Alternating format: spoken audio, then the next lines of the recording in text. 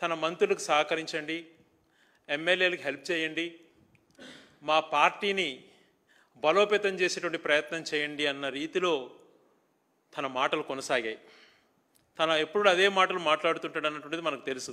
ఈసారి మరీ బరిదెగించేసి రాష్ట్రం అన్నటువంటిది తీసుకోకుండా, ప్రజలు అన్నటువంటి మాట లేకుండా పార్టీని బలోపేతం చేయాలన్నటువంటి మాటలు మాట్లాడుతున్నారు కూడా. అదే మాటలు మాట్లాడారు ఎస్పీ కాన్ఫరెన్స్ మీటింగ్స్లో కూడా, తర్వాత కలెక్టర్లతో కూడా. ఆయన ఎప్పుడు కూడా ఆలోచన చెప్పేది ఒకటి, చేస్తున్నది ఒకటి జరుగుతూ ఉంటుంది. లా అండ్ ఆర్డర్ కఠినంగా వివరించండి అని చెప్పి మీడియాలో చెప్పినట్టుగా వస్తుంది, తన మీడియాలో ప్రొజెక్ట్ చేస్తాడు. మరి గమనించుంటారు కదా 14 సంవత్సరాల పాలన ఏ రకంగా జరుగుతుంది. రెడ్ బుక్ పాలన అన్నటువంటిది అనుసరించుకొని దాన్నే ఫాలో కావాలా అని చెప్పి ఎంతమంది కార్యకర్తని దారుణంగా చంపడం అయితేనేమి, అడ్డమైన కేసులు, ఏ తప్పు లేకపోయినా వ్యవస్థను వాడుకొని ఏ రకంగా కార్యకర్తలను ఇబ్బంది చేసినటువంటిది కూడా ఒకసారి గమనించాలి. తను మాట్లాడే మాటలకు జరిగేదానికి పొంతనున్నదని మరోసారి నిరూపించాడు. తన హాయంలో గ్రోత్ రేట్ ఇప్పుడు సంవత్సరంలోనే 17% వచ్చింది అని అంటాడు. గత 5 సంవత్సరాలు ఆయన ఒక మాటలకు ఒకసారి చూడండి, 2020 విజనరీ అన్నాడు. 10 సంవత్సరాలు పాలించాడు, 95లో పెట్టాడు, 2004 వరకు ఆయన ముఖ్యమంత్రి ఉన్నాడు. ఆ టైంలో రాష్ట్ర పరిస్థితి ఏ రకంగా ఉన్నదో ఒక్కసారి రాష్ట్ర ప్రజలను ఆలోచన చేయమంటున్నాను. ఇప్పుడు కొత్తగా మనం వింటున్నాం జంజీ అని, కొత్త జనరేషన్, డిజిటల్ జనరేషన్ వాళ్ళ గురించి. పక్క దేశంలో కూడా అదొక పెద్ద రెవల్యూషన్ అయింది. వాళ్ళు కూడా ఒక్కసారి గమనించి, ఆ టైంలో వాళ్ళు పుట్టిండారు కాబట్టి అంతకన్నా ముందు జనరేషన్ ఒక్కసారి ఆలోచన చేయండి. తన పరిపాలనలో 2004 వరకు ఆయన ముఖ్యమంత్రిగా ఉన్న 10 సంవత్సరాల పాలనలో రాష్ట్ర పరిస్థితి ఎలాగొనిందంటే, స్వయంగా 2003లో తన పైన దాడి చేసినా నిర్మూలించుకోలేకపోవడమే కాకుండా ఏ గ్రామీణ ప్రాంతంలో కూడా కనీసం ఒక నాయకుడు కానీ ప్రజలు కానీ స్థిరంగా నివాసం ఉండేటువంటి పరిస్థితి లేదు. ఎక్కడ చూసినా naxalism, factionism, law and order control లేదు. అనేకమైనటువంటి పోలీస్ ఆఫీసర్లు, అధికారులు, ప్రజలు, రాజకీయ నాయకులు దారుణంగా హత్యలకు గురయ్యేటువంటి పరిస్థితులు ఉన్నాయి. అటువంటి పరిస్థితులు ఉన్నాయి. గ్రామీణ ప్రాంతాల్లో ఎక్కడ చూసినా కరువు, ఇరిగేషన్ పైన, అగ్రికల్చర్ పైన ఏమాత్రం శ్రద్ధ లేదు. కేవలం ఎక్కడ చూసినా పూరుగుడిసెల పరిస్థితి, పేద ప్రజల గురించి చాలా అద్దుమానంగా ఉన్న పరిస్థితులు. మహనీయుడు 2004లో ముఖ్యమంత్రి అయిన తర్వాతనే, అందుకే మాట్లాడుతుంటాం 2004కు ముందు రాష్ట్రము, 2004 తర్వాత అన్నటువంటిది మనం మాట్లాడుకోవాలి. ఆ 2004లో ఆ మహనీయుడు ముఖ్యమంత్రి అయిన తర్వాతనే సామాన్య ప్రజల యొక్క జీవనశైలి మారింది. లా అండ్ ఆర్డర్ కంట్రోల్కి వచ్చింది. నక్సలిజాన్ని పూర్తిగా ఆయనే కంట్రోల్ చేశాడు. ఈయన టెక్నాలజీని ఉపయోగించాను, నేనే గ్రేహౌండ్ సృష్టించాను మాటలు మాట్లాడుతున్నాడు. కానీ నక్సలిజం ఎప్పుడు నిర్మూలించబడిందో ఒక్కసారి ఆలోచన చేయమంటున్నాను సామాన్య ఆంధ్ర ప్రజల్ని. ఇంత టెక్నాలజీ పెరిగి కూడా ఇంత జరుగుతున్నా ఇంతవరకు ఛత్తీస్గఢ్లో పూర్తిగా నక్సలిజం ఎరాడికేట్ చేయలేకపోయినారు. మరి ఎవరు చేశారు ఆ టైంలో? ఎవరు దాన్ని కంట్రోల్ చేశారు? చంద్రబాబు నాయుడు గారా, రాజశేఖర రెడ్డి గారా? ఈయన చెప్పేటువంటి మాటలకు చేసేదానికి పొంతనన్నది ఉదాహరణతో సహా చెప్పా. ఎక్కడైనా మనకు రికార్డ్స్ దొరుకుతాయి ఏ సమయంలో రాష్ట్రంలో నక్సలిజం అనేది పోయింది అన్నటువంటిది. ఫ్యాక్షనిజం వద్దు, ఫ్యాషన్ వైపు మళ్లించాడు రాయలసీమ ప్రాంతాలను. ఇరిగేషన్గా బలోపేతం చేసి పోతిరెడ్డిపాడు లాంటి ప్రాజెక్టులు నిర్మించడమే కాకుండా, గాలేనగిరి, హంద్రినీవా లాంటి ప్రాజెక్టు టేకప్ చేయడమే కాకుండా, ఇటు ప్రాంతాలకు వస్తే పోలవరం లాంటి ప్రాజెక్టు టేకప్ చేసి ఇరిగేషన్ పైన దృష్టి మళ్లించి రాష్ట్ర ప్రజానికి పచ్చగా మార్చాడు. హరిత ఆంధ్రప్రదేశ్ చేసినటువంటి నాయకుడు రాజశేఖర రెడ్డి గారు. నీ హయాంలో జరిగిందా అది? 2004 వరకు నేను హైదరాబాద్ నిర్మించాను ఇప్పుడు మాట్లాడుతుంటావు. మరి బెంగళూరు సంగతి ఏంటి? 40% of the IT exports Bengaluru నుంచి జరుగుతున్నాయి. మరి ఆడ ఎస్ఎం కృష్ణ ఏ రోజు నేను బెంగళూరు కట్టాను అన్నటువంటి ఐటీకి నేను ఆద్యునని ఎప్పుడు చెప్పలేదు, ఎక్కడ పేరు కూడా వినలేదే. ఆ సమయంలో జరిగిన దాన్ని, రొటీన్గా జరిగిన దాన్ని నీ ఖాతాలో వేసుకుంటావు. కానీ ఒక ముఖ్యమంత్రిగా లా అండ్ ఆర్డర్ ఎలా ఫెయిల్ అయ్యానో, సామాన్య మానవుడి గురించి ఎలా ఫెయిల్ అయినటువంటిది నేను పూర్తి ఫిగర్స్తో చెప్పాను. తర్వాత నీ వల్ల, నీ ప్రతిపక్ష నాయకుడిగా ఉండి నీ యొక్క 2 కళ్ళ సిద్ధాంతంతో రాష్ట్రాన్ని విడగొట్టావు. తర్వాత 5 సంవత్సరాలు పరిపాలన చేసావు. నువ్వు ఈరోజు అంటున్నావు గ్రోత్ రేట్ గురించి మాట్లాడుతున్నావు, జిఎస్టీపీ గురించి మాట్లాడుతున్నావు, పర్ క్యాపిటల్ ఇన్కమ్ గురించి మాట్లాడుతున్నావు. మరి ఫిగర్స్ ఉన్నాయి కదా. 2014 నుంచి 19 వరకు గ్రోత్ రేట్ ఎంత ఉంది? యావరేజ్ గ్రోత్ రేట్ ఎంత? 19 నుంచి 24 వరకు 2 సంవత్సరాలు పూర్తిగా కరోనా ఉన్నా కూడా ఎలా ఉన్నింది? నేషనల్ యావరేజ్ ఎంత, మన స్టేట్ యావరేజ్ ఎంత అనేది ఉంది కదా. నేషనల్ యావరేజ్ కన్నా కూడా మన స్టేట్ యావరేజ్ గత 5 జగన్ గారి పరిపాలనలో నేషనల్ యావరేజ్ తీసుకునే దానికన్నా దాదాపుగా 1% ఎక్కువ మన స్టేట్ ఇంత కరోనా లాంటి దారుణమైనటువంటి పరిస్థితులు ఉన్నా, ఇంత వెల్ఫేర్ చేసి సామాన్యుడికి అందుబాటులో ఉన్న మన జిఎస్డిపి మనం చూస్తే కన్నా గ్రోత్ రేట్లో నేషనల్ యావరేజ్ కన్నా ఈ స్టేట్ బాగుంది. నువ్వు ఏ రకంగా కామెంట్ చేస్తావు? ఇప్పుడు కలెక్టర్ కాన్ఫరెన్స్లో కల్లిపల్లి మాటలు చెప్తూ 2047కు నేను ఎంతో స్వర్ణాంధ్రప్రదేశ్ డాక్యుమెంట్ చేసేసాను, ఆ BJP central government Viksit Bharat అనేటువంటి 2024 అంటుంటే నేను ఇంకొక డాక్యుమెంట్కి 2020 వరకు నువ్వు 10 ఇయర్స్ ఎలా ఫెయిల్ అయింది వివరించాను. ఇప్పుడు మళ్ళీ 2047 అని మభ్యపెట్టేదానికి మళ్ళీ బయలుదేరావు. 2047కి ఏంది 54 lakhs పర్ క్యాపిటల్ ఇన్కమ్ పెరుగుతుంది అని అంటావు. ఊరికి ఫిగర్స్ చెప్పడం కాదు కదా, నీ ఆలోచన విధానం ఎలా ఉంది, ఈ రాష్ట్ర అభివృద్ధికి నీ యొక్క పాత్ర ఏ రకంగా పోషించబోతున్నావు, సామాన్య మానవుడు విద్య గురించి ఏం ఆలోచన చేస్తున్నావు, సామాన్యుడు ఆరోగ్యం గురించి ఎలా ఆలోచన చేస్తున్నావు, ఈ రాష్ట్రంలో పేదరిక నిర్మూలన గురించి, పక్కా గృహాల గురించి, ఇల్లు లేని వాళ్ళకి ఇల్లు ఎలా ఇవ్వాలి, దీంట్లపైన ఏ రోజున మాట్లాడతావా?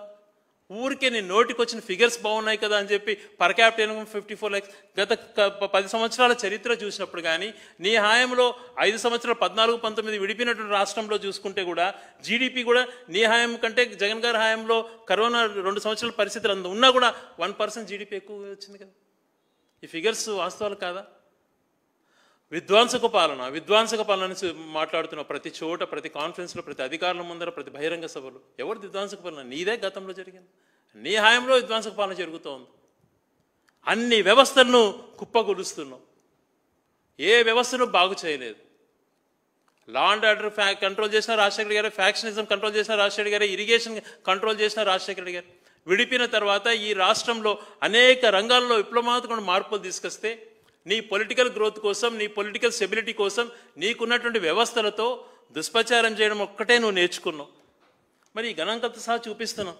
జిఎస్టీ ఎలా పెరిగింది గత 5 నువ్వు వచ్చిన 1 yearలో జిఎస్టీ వాల్యూస్ పడిపోయినాయి. రిజిస్ట్రేషన్ వాల్యూస్ వచ్చేటువంటి ఇన్కమ్, రిజిస్ట్రేషన్ వాల్యూస్ ఇన్కమ్ కనపడడం లేదు. గ్రోత్ రేట్ 10.5 ఉంది, నెక్స్ట్ క్వార్టర్కి 17% గ్రోత్ రేట్ చూపిస్తా ఉంటావు. ఎలా సాధ్యము? ఇప్పటికే లెక్కలు ఏదంటే మాట్లాడడం కాదు, నువ్వు చూపించాలా, ఫిగర్స్ నెక్స్ట్ టైం ప్రింట్ అయినప్పుడు గ్రోత్ అట్లా ఏం జరిగింది అన్నటువంటిది ఎక్స్ప్లెయిన్ చేయగలగాలి. ఊరికే బుర్జలేటువంటి కార్యక్రమాలు ఫిగర్స్ చెప్పడం కాదు. ఇది ఎప్పుడు కూడా నీకు ఒక అలవాటు అయినటువంటి విధానంలో నువ్వు నేర్చుకున్నావు. ఎలా సాధ్యము?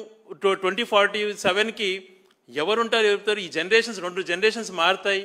ఇప్పుడున్నటువంటి పరిస్థితులలో ఏ రకమైనటువంటి పునాది చేసుకుంటా పోతానన్నటువంటిది ఇప్పుడు నేను చూపిస్తానన్నటువంటిది కాకుండా, ఉండేది ప్రజలు ఇచ్చేది అవకాశం 5 సంవత్సరాలు. 5 సంవత్సరాల పాలనలో ఫలాంది చేసి చూపిస్తానటువంటి మాటలు మాట్లాడకుండా 47కి 54 లక్షలు పర్ క్యాపిటల్ ఇన్కమ్ చేస్తానన్నటువంటి చాతగాని మాటలు మాట్లాడుతూ, నిజంగా ఆలోచన ప్రకారం నువ్వు చేస్తే జరగనేపటికి మంచిది, కోరుకుంటారు.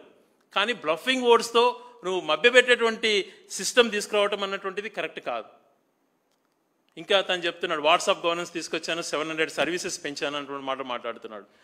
ఒక సచివాలయ వ్యవస్థ క్రియేట్ చేసి ఇంటింటికి వెళ్ళి సేవ చేసేటువంటి మార్గంలో ప్రతి ఒక్కటి కూడా ఇంటికే వచ్చేటువంటి బర్త్ సర్టిఫికెట్, నీకు ఏది కావాలన్నా ఇంటికే వచ్చి సేవ చేసేటువంటి రంగాలలో గత 5 సంవత్సరాలు ఏ రకంగా పాలన కొనసాగింది తెలియదా? ఏ రకంగా ప్రజలకు అధికార యంత్రాంగానికి దగ్గరికి చేసిన మనం కళ్ళారా చూసాం కదా. నువ్వు బురదలకంటి కార్యక్రమాలు చేయడం వలన అది కనపడడం లేదేమో. సచివాలయ వ్యవస్థ ప్రతి ఊర్లో కనపడుతూ ఉంది బిల్డింగ్, అక్కడే 10 మంది ఎంప్లాయీస్తో యువతకు ఉద్యోగాలు కల్పించి 1,40,000 ఉద్యోగాలు ఇచ్చినటువంటి పరిస్థితి. అవి కాకుండా ప్రజలకు సేవలు దగ్గరగా అందించాలన్నటువంటి సిస్టమ్ని క్రియేట్ చేయడం ఒకటి. ఇంత మంచిగా చేస్తే నువ్వేందో ఇప్పుడు వాట్సాప్తోనే 700 సేవలు అందిస్తానటువంటి మభ్యపెట్టిన మాటలు చెప్తున్నావు. అప్పుల గురించి మాట్లాడుతున్నావు. 10 లక్షల నుంచి 15 లక్షల కోట్ల అప్పులు ఉన్నాయని గతం ఫస్ట్ వస్తేనే వైట్ పేపర్ రిలీజ్ చేసావు. క్లియర్ కట్గా ఎవిడెన్సెస్తో ప్రతి ఒక్కటి కూడా గత 5 సంవత్సరాలలో 3.5 లక్షల కోట్లు మాత్రమే అప్పు చేశారు ఆ గవర్నమెంట్ అటువంటిది క్లియర్గా అన్ని ఎవిడెన్సెస్తో సహా వచ్చాయి. అయినా కూడా బుర్జల కార్యక్రమం ఆపవు. ఇప్పటికి నువ్వు 14-15 నెలల్లోనే ఆ ప్రభుత్వం చేసిన అప్పుల్లో 50% పైగా ఇప్పుడే అప్పులు చేసేసావు. మరి ఏమైనా చూపిస్తున్నావా అని అంటే ఏదైనా అభివృద్ధిలో ఏం కనపడదు, సంక్షేమంలో పెద్ద ఎక్కడ కనపడదు. పెన్షన్స్లో నువ్వే విప్లవాత్మక మార్పులు చేసినా నేనే సృష్టించినానంటావు.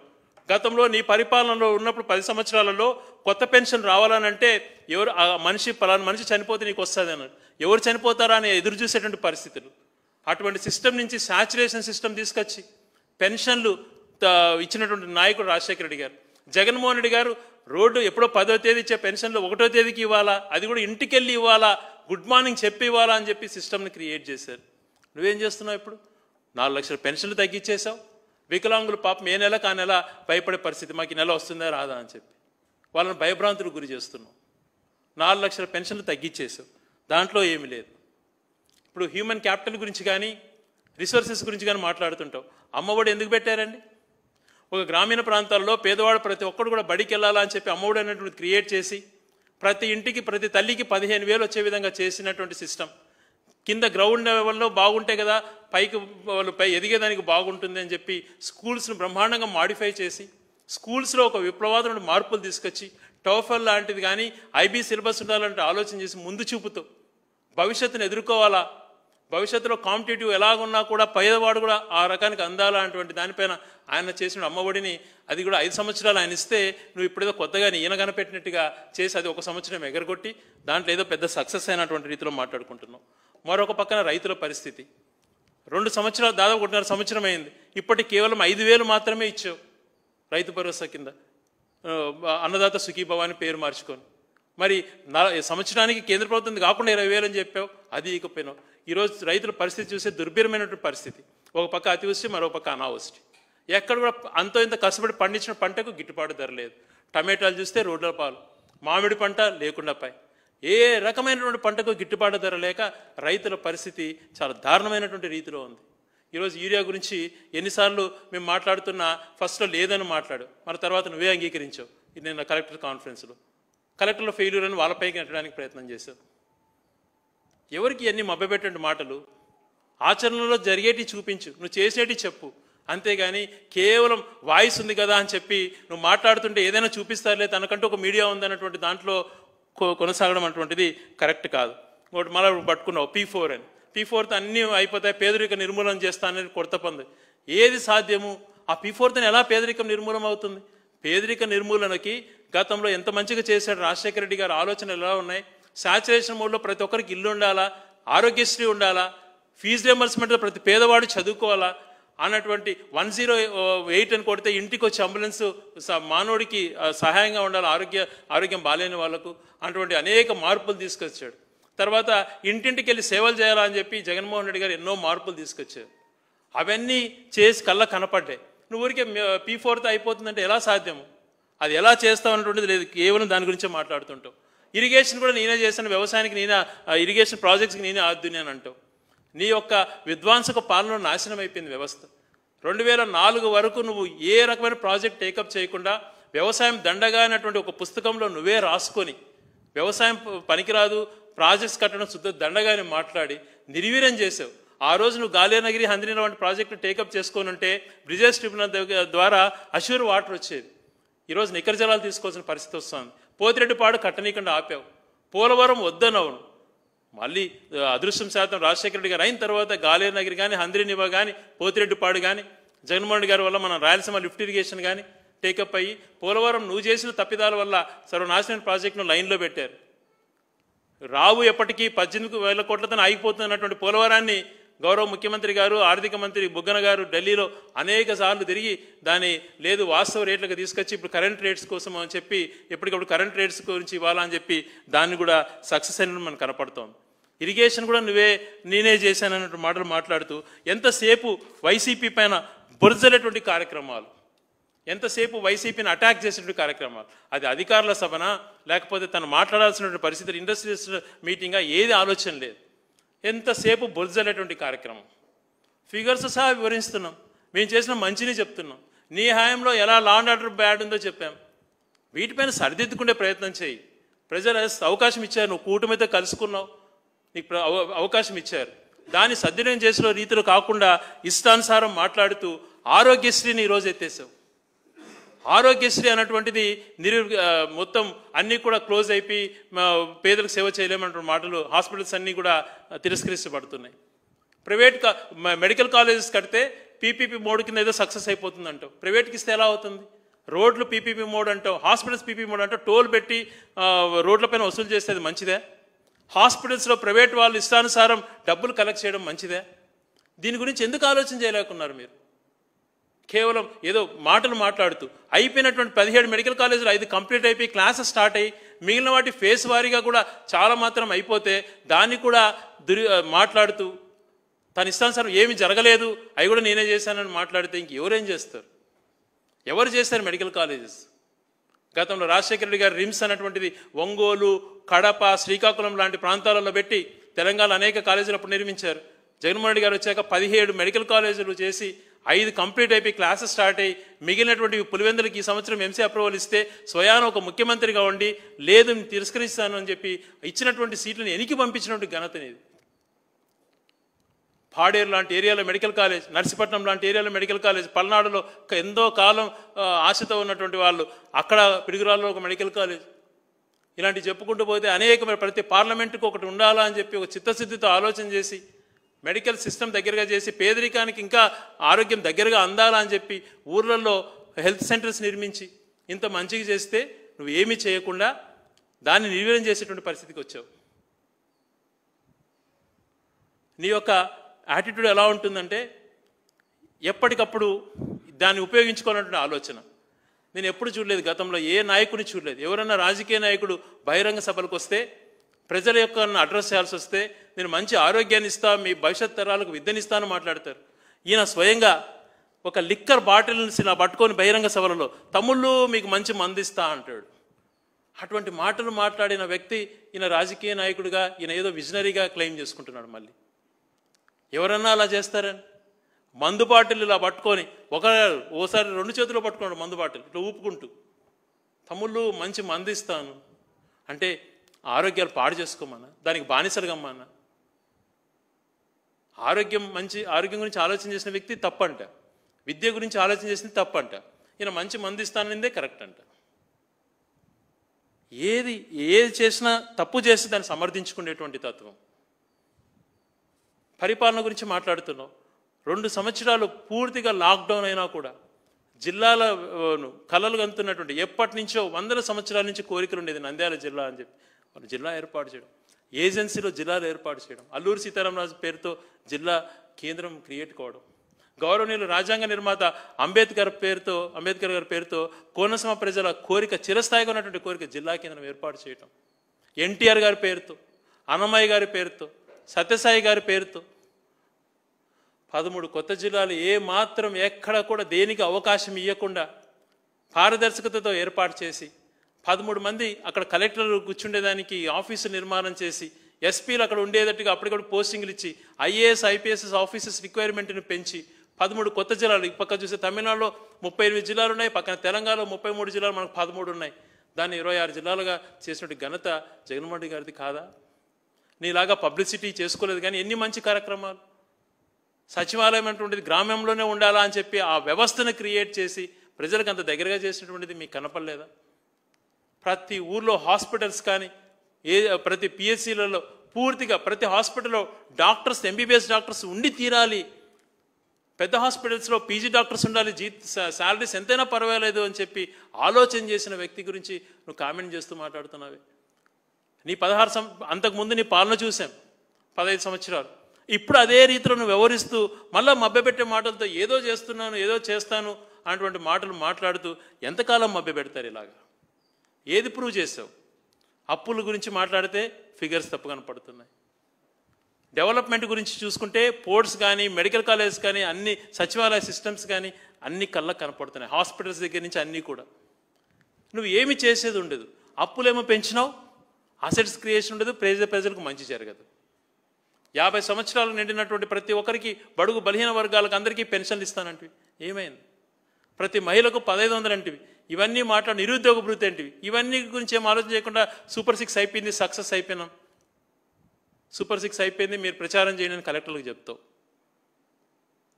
ఒక బాధ్యత ఉండాలండి. మీరు సీనియర్ లీడర్, దేశంలోనే నువ్వు సీనియర్ అన్నట్టుగా ఎస్ ఉండొచ్చు, కాదను.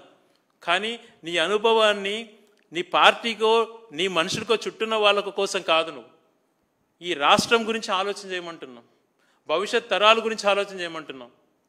నువ్వు చెప్పేటువంటి ఆలోచనలు విజన్ అన్నది ఊరికే చూపించేదానికి, దాని గురించి నువ్వు ఇది క్యాష్ చేసుకోవడానికి కాదు, ఆచరించమని చెప్తున్నావు. ఆ గుణం నీకు ఎప్పుడు లేదు. వైజాగ్లో ఈరోజు ఏదైనా ఐటీ కంపెనీస్ రాబోతున్నాయనంటే గతంలో రాజశేఖర్ గారు వేసినటువంటి పునాది ఆ రోజే కదా ఆయన ఐటీని అక్కడ కూడా మార్చాలి, ఒక హైదరాబాదే కాదు వైజాగ్ కూడా సైమల్టేనియస్గా డెవలప్ కానీ అని చెప్పి ఆలోచన చేస్తేనే కదా ఈరోజు వైజాగ్లో ఐటీ అంటుండేది వస్తుంది. నీకంటూ ఏది క్రియేట్ చేయలేదు నువ్వు, కానీ ఇతరులు చేసినటువంటి ఒక మంచిని నువ్వు క్రెడిట్ తీసుకోవాలని చూస్తావు. ఒక మాట గుండెపైన చేసుకొని చెప్పండి, నీ హాయంలో లా అండ్ ఆర్డర్ ఎలా ఉంటుందో. నువ్వు మొట్టమొదటిగా కలెక్టర్స్ కాన్ఫరెన్స్, ఎస్పీస్ కాన్ఫరెన్స్ పెట్టి మా వాళ్ళకి అండగా ఉండండి, మా వాళ్ళు ఏం చేసినా చూసి చూడనట్టు ఉండొద్దండి అన్నటువంటి ఆదేశాలు ఇచ్చినావా లేదు? రెడ్ బుక్ రాజ్యాంగానికి పోవాలని చెప్పి మాట్లాడేవా లేదు? ఎలా దారితీస్తుంది? వ్యవస్థలు ఎలా ఉంటాయండి? కుప్ప కూలిపోవా? ఏమవుతుందని చెప్పండి. గ్రామీణ ప్రాంతాలలో ఎంత సిస్టమ్స్ అన్ని కొలాప్స్ అయిపోయి ఎలా జరుగుతున్నాయో ఒకసారి చూసుకుంటేనే బాధ అనిపిస్తుంది. మరి ఏ విషయంలో ఇంకా బురజలేటువంటి కార్యక్రమాలు తీసుకుంటే ల్యాండ్ టైటిలింగ్ యాక్ట్ గురించి చెప్పినాం. ఎన్నికల ముందు ఉదరగొట్టావు. ల్యాండ్ టైటిలింగ్ యాక్ట్ ఏదో చేసేస్తా, రద్దు చేసేస్తాను అదే చెప్పారు. ఒక మంచి కాన్సెప్ట్ ఆలోచన చేసి ప్రతి పేదవాడికి రెవెన్యూ సమస్య లేకుండా చేయాలన్నటువంటి ఒక ఆలోచనతో, అది ఇంకా మంచిగా చేయాలన్నటువంటి తక్కువ టైంతో పరిస్థితులలో కింద అధికార యంత్రాంగం కొన్ని కోఆర్డినేషన్ వల్ల కొన్ని తప్పులు జరిగిండొచ్చు. కానీ నువ్వేమన్నావు, పూర్తిగా రద్దు చేస్తానన్నావు.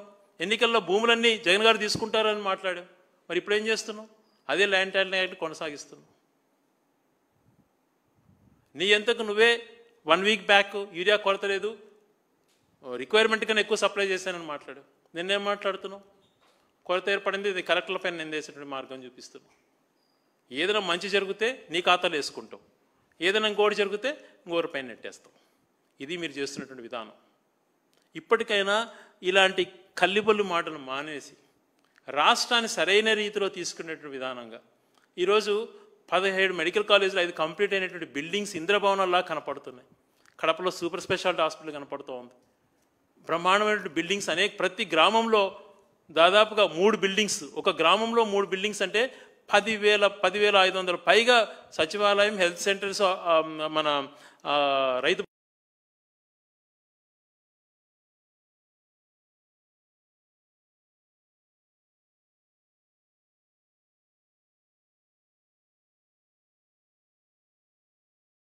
ఎంత సేఫ్టీతో కన్స్ట్రక్ట్ అయ్యింది, కళ్ళ కనపడ్డాయి.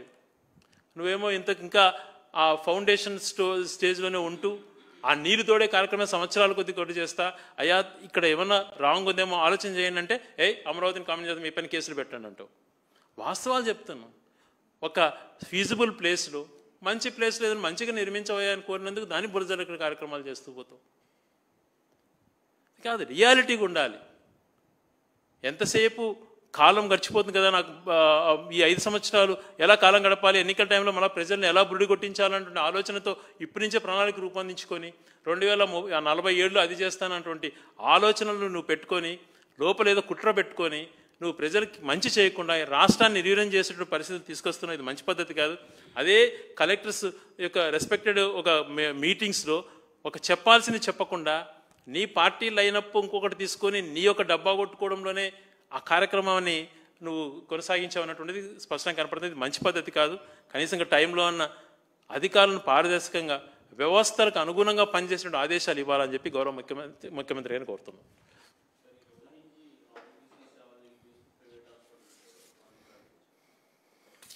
అంటే చెప్తున్నాను కదండి, మెడికల్ కాలేజెస్ విధానంలోనే మీకు స్పష్టత వచ్చి ఉంటుంది. జగన్ గారి ఆలోచనలు ఎలా ఉన్నాయి, చంద్రబాబు గారి ఆలోచన ఎలా ఉంది. ఆరోగ్యశ్రీ అన్నటువంటిది ఏ రోజుకి ఆ రోజు మాట మారుస్తూ వచ్చినాడు. వాళ్ళకు దాదాపుగా 2,000 కోట్ల పైగా బకాయిలు పెట్టేసేసి దాని గురించి ఆలోచన చేయకుండా P4 అనేటువంటిది మాట్లాడుతూ పేదరిక నిర్మూలన చేసే P4కు దీంట్లోకి ఏం సంబంధం ఉంటుంది, పీపీపీ మోడ్కి దీనికి ఏం సంబంధం ఉంటుంది. ఏదైతే గతంలో కొనసాగుతుందో నెట్వర్క్ హాస్పిటల్స్లో వాళ్ళకి ఇవ్వాల్సినటువంటి డబ్బులు ఒకే 2,000 కోట్లు బకాయిలు ఉన్నాయి. నువ్వు 1,000 కోట్లు ఇస్తావో 1,500 కోట్లు ఇస్తావో పిలిచి మాట్లాడుకొని పేదవాడికి అంతరాయం కాకుండా చూసుకోవాలి. కానీ ఈరోజు ప్రతి ఊర్లో పేదవాడు ఎంత సఫర్ అవుతున్నట్టు ఆలోచన ఆయన కలుగుతూ ఉంటాయి కదా. ఆ బాధ అంటే ఏందనేది ఆయన పోయి చూసే తెలుస్తుంది. ఇక్కడ కూర్చొని అడ్రస్ చేయడం కాదు, ఇతరులు నింద వేయడం కాదు, గత ప్రభుత్వాన్ని తిట్టడము కాదు. నీ హాయంలో ఎంత కష్టపడుతున్నారు పేద ప్రజలు హాస్పిటల్స్ బయట అనేది చూస్తే ఆ మనసుకు తెలిసి వస్తుంది. అదన్నా చేయమని చెప్తున్నాను. పోయి ఒక హాస్పిటల్స్ బయట ఏ రకంగా పేదవాళ్ళు ఇబ్బందులు పడుతున్నారు ఈ ఆరోగ్యశ్రీ సేవలు నిలిపేయడం వల్ల. గత 14 సంవత్సరాలుగా దాన్ని తగ్గించుకుంటూ వస్తున్నాడు. ఇప్పుడు ఒకసారిగా తన బండారం బయట పెట్టాడు. దాన్ని టోటల్గా అది రాజశేఖర్ గారు తెచ్చినది క్రెడిట్ అనిగిపోతుంది. తర్వాత 3,000 పైగా వైద్య సేవలు అందించిన జగన్మోహన్ రెడ్డి గారికి క్రెడిట్ పోతుంది, కానీ నాకు రాదన్నటువంటి దుర్మార్గపు ఆలోచనతో దాన్ని పూర్తిగా నిర్వీర్యం చేయాలన్నటువంటి ఒక ఆలోచన పెట్టుకొని పద్ధతి ప్రకారం ఆరోగ్యశ్రీని లేకుండా చేసిన ఆలోచన కలుగుతున్నట్టుగా స్పష్టంగా కనపడతాం.